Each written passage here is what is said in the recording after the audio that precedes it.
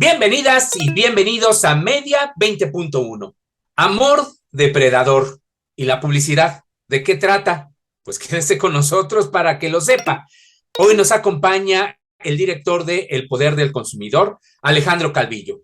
Antes de la entrevista, le invito a ver algunos de los hechos destacados en materia de medios y telecomunicaciones, ya lo sabe usted, con la periodista Paulina Gómez.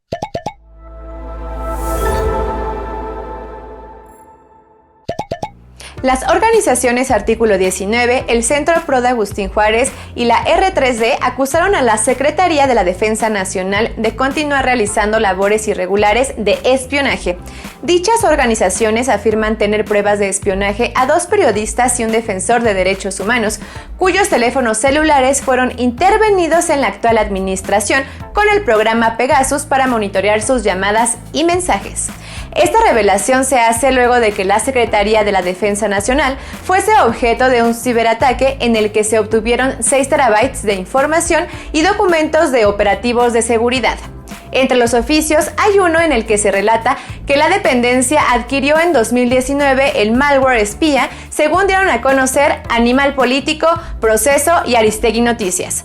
En su conferencia mañanera del martes, el presidente Andrés Manuel López Obrador advirtió que el hackeo a la Sedena se realizó con la intención de atacar al gobierno de la 4T y reiteró que su gobierno no espía a nadie y exhortó a quienes consideran lo contrario a que presenten sus denuncias. Olimpia Coral de Melo, impulsora de la ley que lleva su nombre, denunció al periódico Excelsior que las empresas de redes sociodigitales como Facebook no coadyuvan en las investigaciones por violación a la intimidad sexual en el mundo digital. Esta falta de colaboración, agregó Coral de Melo, es un factor que impide el inicio de procesos judiciales, que se armen de manera correcta las carpetas de investigación y que haya una revictimización de las personas afectadas. De acuerdo con el diario, desde que entró en vigor la denominada Ley Olimpia en enero de 2020, solo han logrado 2 sentencias por violación a la intimidad sexual, por lo que es necesaria una reforma legal que establezca claramente las obligaciones de las redes sociodigitales en esta materia. El Congreso de la Ciudad de México entregó la medalla al Mérito Periodístico 2021 a 18 profesionales como Fernanda Tapia, Lourdes Mendoza y Enrique Lascano. La presidenta de la Comisión de Protección a Periodistas, Ana Villagrán, expresó su reconocimiento a los periodistas que nos hacen vivir en carne propia aquello que acontece en el país y en las calles de esta bella capital. En la ceremonia, la diputada Ana Francis López afirmó que el periodismo afronta varios desafíos para garantizar la libertad de expresión. Esto es lo que dijo la legisladora. En México son 11 los grupos empresariales, es decir, en México tenemos una mesa de 11 señores. La mayoría de ellos integrados por familias que poseen la mayoría de los medios de comunicación más influyentes de este país. El primero está encabezado por la familia Azcárraga y es el Grupo Televisa, quien ya colocó un presidente. El segundo, la familia Vázquez Raña, con el Grupo Empresarial Ángeles. Está la familia Salinas Pliego, con el Grupo Salinas. Grupos empresariales como el Norte, que ha colocado gobernadores. ¿Cómo se callan las voces? Hablemos de las condiciones laborales. De acuerdo con un estudio del World of Journalism Studies sobre el perfil sociodemográfico y las condiciones laborales de los periodistas en España, Portugal, Chile, México y Brasil desde el 2007, el pluriempleo ha aumentado significativamente. No les estoy contando nada nuevo, seguramente todos ustedes, todas ustedes trabajan para varios medios al mismo tiempo y es muy probable que ninguno de ellos les dé prestaciones sociales, ni seguridad social, ni acceso a la vivienda, ni siquiera aguinaldo. Gracias a Paulina Gómez y muchas gracias a nuestro invitado Alejandro Calvillo, director del Poder del Consumidor. Nuevamente bienvenido a este programa. Muchas gracias, es un gusto estar contigo, Gabriel. El gusto es de nosotros, sabemos de las luchas tan importantes que has llevado a cabo por la salud de las y los mexicanos y ahora emprendes una nueva lucha y que tiene que ver con esto que han llamado este conjunto de organizaciones Amor Depredador. ¿Por qué no le platicas a nuestra audiencia de qué trata? Bueno, es una campaña, es una denuncia que digamos, cuando estemos transmitiendo este programa, seguramente ya tendrá como alrededor de 12,000, al menos 12,000 personas que se han sumado a la denuncia. Es contra tal vez la campaña publicitaria más costosa que se está desarrollando en México, es la campaña de Coca-Cola, que se llama El amor multiplica. Imagínate, ¿no? Entonces, y en él es una campaña que se presenta como de responsabilidad social empresarial, donde Coca-Cola dice que reforesta la tierra, así pone, no sé cómo se reforesta la tierra, pero bueno, que recolectan plásticos y lo reciclan, que ayudan al bienestar de las comunidades, que apoyan a las mujeres. Entonces nosotros hemos hecho una denuncia muy trabajada, muy sólida, con pura evidencia científica, es decir, bienestar en las comunidades. ¿Cuál bienestar en las comunidades? El consumo de bebidas de Coca-Cola, ¿no? Y de la Coca-Cola en sí contribuye a esta epidemia de obesidad, de diabetes, y más grave en las comunidades indígenas, donde en 10 años ha aumentado más de 180% los casos de diabetes, y la principal ingesta de azúcar en la dieta de las comunidades y en la dieta de los mexicanos viene de las bebidas azucaradas. Sacamos los datos de que están reciclando, según sus datos, propios datos, ¿no?, oficiales, menos del 20% de los plásticos que están generando. Coca-Cola es a nivel mundial y en México es la principal emisora de desechos plásticos.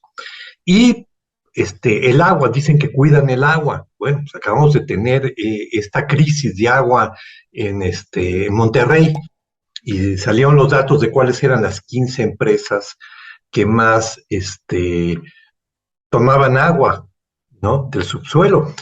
3 de ellas eran de Coca-Cola. Y bueno, el dato era que tenían autorizados por Conagua la extracción de 7,000 millones de litros al año.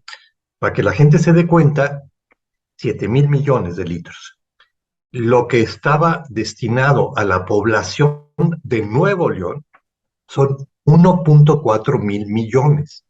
Es decir, 4 veces más tienen autorizado por Conagua, ¿no?, de consumir por encima de lo que consume toda la población de Nuevo León. Entonces, lo que no se puede permitir es que haya campañas publicitarias que están mintiendo, porque no son de responsabilidad social empresarial, son de maquillaje, porque están diciendo totalmente lo contrario a lo que están haciendo. Y si hay un producto en la dieta de los mexicanos que está generando un daño a la salud, son las bebidas azucaradas. Y aquí domina Coca-Cola, domina 70% del mercado. Entonces la denuncia va en esa línea, y la hemos presentado ante Profeco y ante Cofepris. Y se suman todas estas firmas, dices que llevan 12,000, ¿verdad? Sí, alrededor de 12,000. Invitamos sí a nuestra audiencia, y lo decimos abiertamente, a que se sume a esta campaña, porque tiene que ver no solo con los derechos de los consumidores, tiene que ver con los derechos de las audiencias, porque habría, por lo que estamos viendo, un engaño en esta publicidad, es decir, están dando gato por liebre, como se dice, y al mismo tiempo es todo un daño ecológico, en fin, pintado de buenas acciones de una de las industrias, de una de las empresas que más facturan en el mundo, Alejandro. Sí. Y bueno, acá lo que va a ser el argumento de defensa de Coca-Cola, ¿no?, y sus empresas, las embotelladoras, todos ellos, va a ser decir, miren, no, nosotros no estamos publicitando el producto, nosotros estamos hablando de nuestra labor social. Es muy interesante, porque basta que hagan 5 o 6 proyectitos ahí para abastecer de agua a unas comunidades, ¿no?, para que aparezcan y hagan esta campaña donde ellos son responsables del agua y oculten todo lo otro. Es decir, claramente hacen estas labores no porque les interesen las comunidades, las hacen para generar una narrativa en la cual ellos se maquillan de responsables socialmente. Pero hay algo muy interesante aquí, Gabriel, y es lo que estamos presentando en la denuncia. Hay antecedentes muy claros de utilizar este tema de la responsabilidad social y de las marcas para hacer una publicidad de la marca y una publicidad del producto. En este sentido, el antecedente es la industria del tabaco. En 2003 se crea el convenio marco para el control del tabaco y empiezan a prohibir la publicidad del producto. 10 años después, en 2013, el convenio marco va más allá y dice, no pueden hacer campañas de responsabilidad social, Marlboro y todas estas empresas, o Philip Morris, en fin, no pueden hacer publicidad de responsabilidad social empresarial porque es publicidad de la marca y del producto. Es decir, en un convenio internacional, 161 países están de acuerdo en establecer que la publicidad de marcas y de responsabilidad social son publicidad de productos. Y es lo que le estamos poniendo, y muchas investigaciones, hay unas investigaciones hechas en Australia que claramente señalan, ¿no?, cómo Coca-Cola y PepsiCo están dirigiendo gran parte de su inversión, ¿no?, directamente a estas campañas de responsabilidad social empresarial, estas campañas de maquillaje. De hecho, alguien me contaba a mí que en un momento en México tenemos muy poca regulación al alcohol. O sea, la Organización Mundial de la Salud reconoce 3 principales elementos que contribuyen a las enfermedades crónicas no transmisibles, que son las principales causas de enfermedad y muerte actualmente. O sea, ya no son las enfermedades transmisibles. O sea, tuvimos esta etapa de COVID, pero la tendencia ha sido totalmente, ¿no?, que hemos dejado estas enfermedades transmisibles a las enfermedades que se les llama no transmisibles, que tiene que ver con fumar, tiene que ver con el alcohol y tiene que ver con estos cambios en la dieta. En México no tenemos casi regulación al alcohol y hay que estudiar por qué, ¿no? Pero en materia de alcohol, ¿no?, en algún momento una discusión que se tenía del gobierno con la industria, ya no, pues es que vamos a tener que pararle. Ya ves que todos los eventos para jóvenes, conciertos, deportes, todo, ahí están las cerveceras, ¿no? Y eso está prohibido en varios países. Entonces, les decían, pues vamos a tener que ir para allá. Y los de Bacardí dijeron, mira, si tú nos prohíbes eso, te vamos a llenar la ciudad y el país de anuncios que nada más van a decir Bacardí, ¿no? Y bueno, eso es un poco las estrategias de estos productos que generan daños. Se empieza a regular y dicen, bueno, nos movemos, pero ya en el caso del tabaco, a nivel internacional se ha avanzado y pues ahora se tiene que avanzar en todo esto. Ahí viene la Copa, ¿no? La Copa Mundial y va a venir a visitar. Qatar, ¿no? Qatar, que es donde va a venir a explota esta visitar, publicidad. y va a venir, y es Coca-Cola la Claro. que la lleva, ¿no? Entonces, bueno, este es el escenario. Tenemos que hacer ya una pausa, Alejandro Calvillo, pero no se vaya porque es muy importante saber cómo ha sido la recepción ya en nuestras autoridades de esta denuncia que está presentando el Poder del Consumidor y también la reacción, y eso se lo preguntaremos después de ello, después de esta pausa, Alejandro Calvillo, de los mismos medios de comunicación. ¿Cómo toman esta noticia? ¿Cuál es su tratamiento? Dado que uno de los principales anunciantes en los medios de comunicación, pues es Coca-Cola. Así que por favor, no se vaya. Ya estamos de regreso en Media 20.1 platicando con Alejandro Calvillo, director de El Poder del Consumidor, y esta campaña, esta denuncia que le han llamado Amor Depredador, que tiene un destinatario, son todas estas campañas, como lo ha explicado, que desarrolla Coca-Cola, supuestamente de bienestar, pero que en realidad, pues es publicidad y con todo lo que ello implica en términos del impacto en el consumo que genera en muchas familias y de todo el daño que también genera en el ámbito ecológico, pues la producción de tantos millones de Coca-Colas o de estos pues refrescos, ¿no?, que se consumen tanto aquí en México. Seguimos siendo, por cierto, Alejandro Calvillo, uno de los países que más consume Coca-Cola. Sí. Digo, no he visto que haya salido más información, O sea, de la información que yo conozco es que éramos los mayores consumidores de productos de Coca-Cola, ¿no?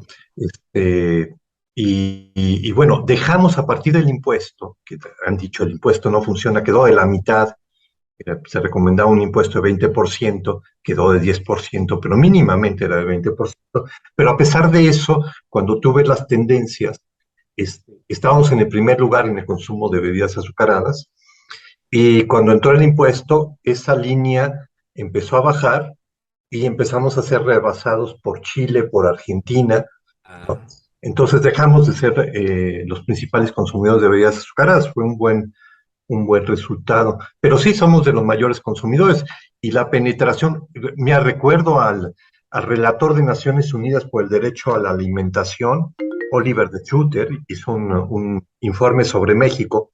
Y cuando lo presentó, después de haber recorrido el país y todo, él habló de la coca-colonización del país, ¿no?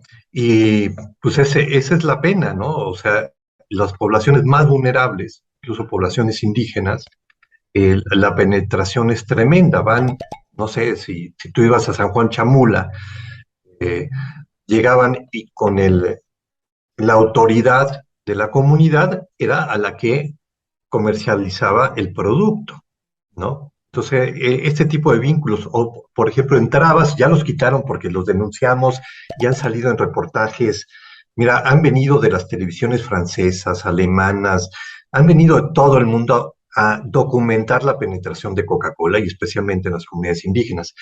En San Juan Chamula, y están las fotos, tú llegabas por la carreterita y te encontrabas un letrero, un espectacular, ¿no? Como los que hay en la ciudad, sí. que te decía, bienvenido a San Juan Chamula, y era una foto del dorso de un indígena con la vestimenta tradicional, pero no cualquier vestimenta tradicional, era la vestimenta de la autoridad, y en una mano, así en una mano al lado, una Coca-Cola, y decía, bienvenido a San Juan Chamula, Coca-Cola, y la imagen de la autoridad, no salía la cara, pero la vestimenta de la autoridad sosteniendo una Coca-Cola. O sea, ya el nivel simbólico y cultural de esto era brutal. Y muchos de los pueblos, y lo tenemos en un documental, pues recuerdas estas letreritos que cuando tú vas llegando al pueblo te ponía Huatulco, ¿no? Y el número de los pobladores de Huatulco. Decía Huatulco y tantas pobladores. Bueno, estaba en nombre del pueblito, ¿no? Y la cantidad de pobladores, pero la lámina en la que estaba tenía la forma de una botella de Coca-Cola y el fondo era rojo como Coca-Cola. Uf. Entonces, o sea, digo, un elemento más claro de penetración y las autoridades nada, o sea, en Chiapas tenías, no sé si todavía, las máquinas expendedoras de Coca-Cola en los edificios públicos y con un letrero que también está documentado que decía que si tú comprabas ahí en esa máquina los productos de Coca-Cola, estabas contribuyendo a un programa de apoyo a los niños indígenas. O sea, ya lo demencial, ¿no? De entrega de la autoridad, de corrupción, de falta de conciencia. O sea, yo diría que criminal, porque en estas poblaciones incluso encuentras en los vivedores, o sea, bebés que tienen en el biberón Coca-Cola, Sí. ¿no? Sí, sí, sí. Lamentable esa situación, Alejandro. Y bueno, nos explicabas de este tema de la denuncia eh, que se da en un contexto de experiencia también internacional respecto a las tabacaleras, ¿no? Nos ponías ese ejemplo. Pero aquí en México, ¿tenemos algún antecedente de una denuncia similar a la que tú estás presentando y que haya habido una respuesta por parte de la autoridad? Porque yo al menos no la recuerdo. Sí, no, digamos que esto es novedoso en México. Uh -huh. Sé que hay dos acciones colectivas, que en inglés le dicen class actions, en Estados Unidos, en contra de una campaña de Coca-Cola sobre el reciclaje de plásticos, Uh -huh. donde Coca-Cola aparece acá como, pues no hay problema, ¿no? Porque además el reciclaje es una gran mentira, porque tú tomas esas botellas las reciclas y hay una degradación del plástico, entonces no puedes con ese plástico hacer una botella nueva, sino que ese plástico lo tienes que mezclar con plástico virgen, es decir, más petróleo y demás para hacer una nueva botella. Aparte, en ese proceso estás gastando mucha agua y estás gastando mucha energía. Todo para que te tomes una bebida que te va a estar haciendo daño porque ningún beneficio te está dando, ¿no? Sí, sí, sí. Pero sí es algo nuevo en nuestro país, pero creo que hay toda la evidencia para que la autoridad, o sea, lo que vamos a ver es la voluntad de la autoridad para entrar en esto, porque es publicidad, estamos dando una documentación de muchos estudios científicos, el antecedente del tabaco para decir, esto es publicidad, claramente es publicidad, pero es publicidad no separada del producto. Y si tú me dices, no, la empresa dice, Coca-Cola dice, oye, no, es que yo no nada más tengo el refresco, ¿no? También tengo la leche Santa Clara y tengo esto y esto otro, pero ¿qué es? Y tú ahí, como comunicador, ¿qué es lo importante? Lo importante es lo que recibe Claro. la gente. Y cuando tú mencionas Coca-Cola, ¿qué es Coca-Cola? ¿Es Santa Clara? No es Santa Clara. Es la botella de Coca-Cola clásica con 10 cucharadas cafeteras de azúcar, ¿no? Así es. ¿Y cómo han visto a la autoridad? ¿Sensibles? Cuando ustedes entregaron este documento, ¿cuál fue la reacción? ¿Cómo ha sido? ¿Ha habido alguna interlocución, por ejemplo, con el Procurador Federal del Consumidor o con otra autoridad o con algunos legisladores que apoyen también este planteamiento?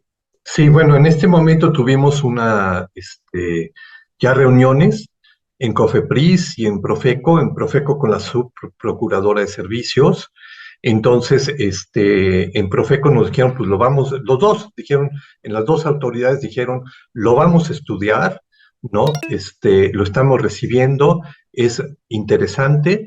Entonces, pues esperamos que haya una respuesta, porque no se puede, como tú dices, es una violación a los derechos de las audiencias, al derecho a la información, y Y a bueno, los si te vas más consumidores.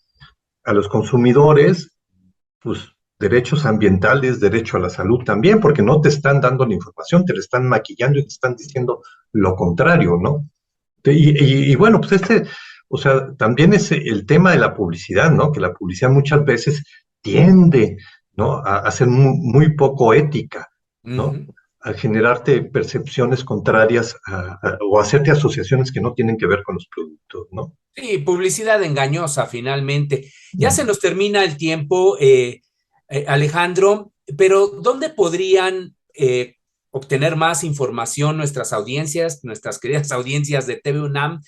¿En dónde podrían informarse y cómo podrían sumarse a esta demanda que está impulsando el poder del consumidor? Muchas gracias, Gabriel. Entrando a la página elpoderdelconsumidor.org, ¿sí? Ahí hay muchas noticias, mucha información.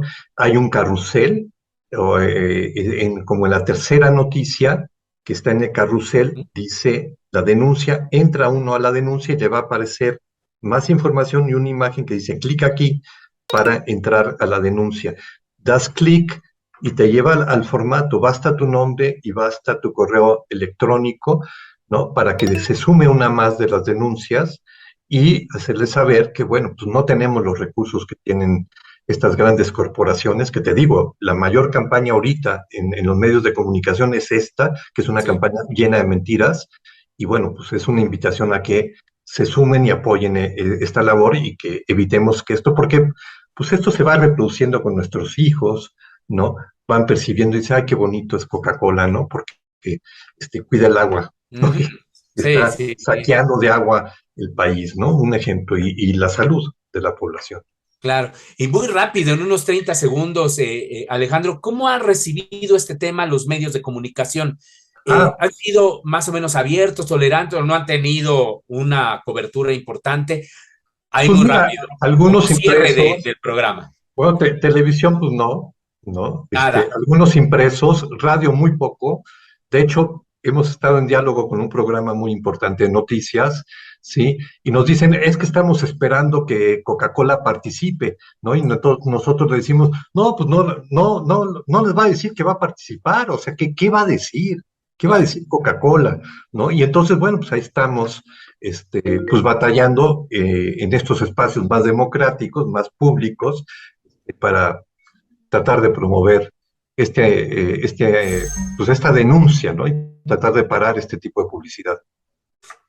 Bueno, pues al menos aquí en TV UNAM siempre tendrás las puertas abiertas, al igual que el Poder del Consumidor, porque todo lo que hacen es justo a favor de derechos humanos, a favor de los derechos de las audiencias, de la salud de los consumidores. Y pues bueno, aquí seguimos. Esperemos que haya una respuesta pronta a esta demanda, Alejandro. Y si no es así, pues volvemos a abrir el espacio para decir no están respondiendo, y en lo que podamos apoyar, aquí sí lo decimos abiertamente, es algo pues que tiene que ver, decíamos, con la salud de todas y de todos los mexicanos. No, Pues muchas gracias. Muchísimas gracias, Gabriel, y un reconocimiento a tu labor de tantos años, uno de los especialistas en esta defensa de las audiencias, y un gran reconocimiento de nuestra parte. Muchísimas gracias.